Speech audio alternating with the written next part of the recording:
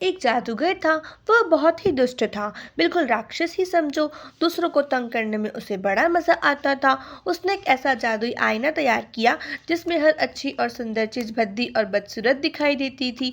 आमतौर से तो उसमें अच्छी चीज दिखाई ही नहीं देती थी, खराब और बदसूरत चीजें उसमें खूब अच्छी मालूम पड़ती थी। इस जादुई आईने में अगर कोई सुंदर आदमी दिखता तो उसकी शक्ल बिल्कुल बिगड़ जाती थी। कभी सिर गायब तो कभी पेट गायब, हाथ पैर इस तरह मुड़े हुए और टूटे हुए से लगते थे कि कोई उसको पहचान ही नहीं सकता था। जादूगर यह देखकर दुष्टता पूर्वक हंसता था और मन ही मन बड़ा खुश होता था। जादूगर ने अपने बहुत से चेले पाल रखे थे, वे भी एक से एक बढ़कर दुष्ट थे।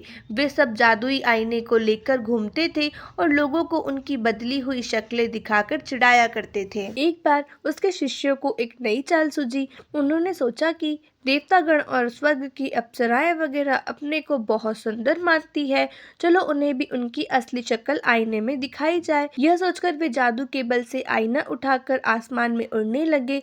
वे उड़ते चले गए, यहाँ तक कि इतनी ऊंचाई पर जा पहुंचे कि उनके हाथ से वह जादुई आईना टूट गया और जमीन पर जा गिरा। गिरते ही उसके इतने छोटे छोटे टुकड़े हो गए कि वे हवा में उड़ने लगे। संसार के लिए यह और भी बुरी बात हुई। उस शैतान आईने के जर्रे कुछ लोगों की आंखों में पड़े और वे हर अच्छी चीज को बुरी समझने लगे।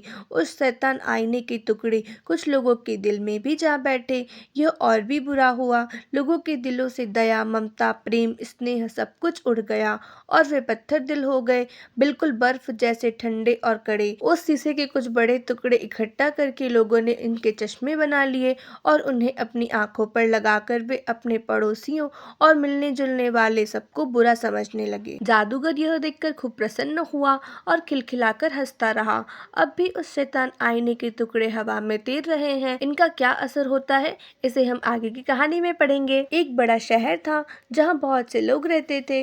वह इतना घना बसा हुआ था और लोगों के पास इतने छोटे छोटे मकान थे कि एक बगीचा तक नहीं लगा सकते थे। ऐसी ही घनी बस्ती में दो छोटे बच्चे रहते थे, एक लड़का और एक लड़की। दोनों भाई बहन नहीं थे, लेकिन दोनों में भाई बहन जैसा ही प्यार था। उनके घर इतने पास पास थे कि वे अपने घर की खिड़की पार करके दूसरे की खिड़की में जा सकते थे। खिड़की के पास लकड़ी के बड़े बड़े डब्बे में उनके घर के लोगों ने कुछ पौधे लगा रखे थे जिनमें गुलाब भी थे। जाड़े के दिनों में दोनों का मिलना जुलना बंद हो जाता था, क्योंकि इतनी बर्फ गिरती थी कि खिड़कियों के शीशों पर भी बर्फ की मोटी तह जम जाती थी।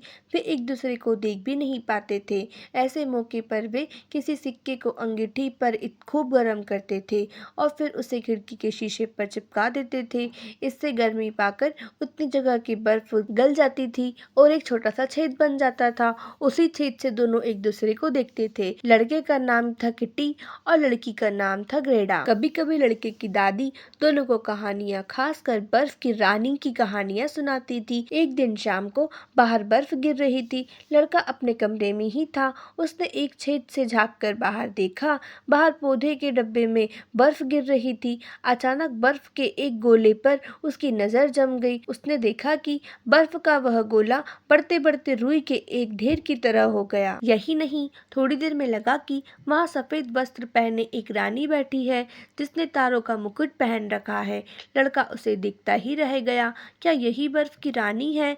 अचानक रानी ने उसको अपनी ओर आने का इशारा किया। लड़का डर गया और खिड़की से नीचे उतर आया। अचानक उसने देखा कि एक बड़ी सी सफेद चिड़िया उसकी खिड़की के पास से उड़ गई है और बर्फ की रानी गायब हो गई। इसके कई दिन बाद की बात है। लड़का गैरडा के पास बैठा था।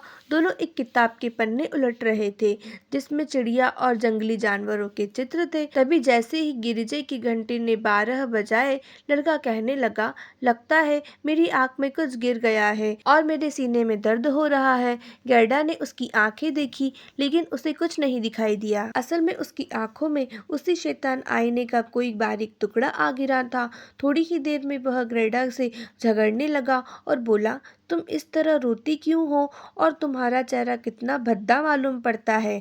छी, असल में ग्रेडा हंस रही थी, लेकिन लड़के को उल्टा ही दिखाई देता था। वह फिर बोला, ये गुलाब के पौधे कितने भद्दे हैं और यह डब्बा भी सड़ गया है। उसने डब्बे को ठोकर मार दी और फूल नीचे डाले। लड़की चिल्लाई, अरे यह तुम क्या कर रहे हो? लेकिन वह नहीं माना और इसे धक्का देकर भाग गया। उस शैतान आईने के टुकड़े से अब वह बहुत शरारती और झगड़ालू हो गया था। आज के लिए बस इतना ही। आगे की स्टोरी नेक्स्ट पार्ट देखना बिल्कुल मत भूलिएगा। अगर स्टोरी अच्छी लगे तो चैनल को सब्सक्राइब करिए और वीडियो को लाइक करना बिल्कुल मत भूलिए। मिलते हैं नेक्स्ट पार्ट में, तब तक के लिए थैंक्स फॉर वॉचिंग।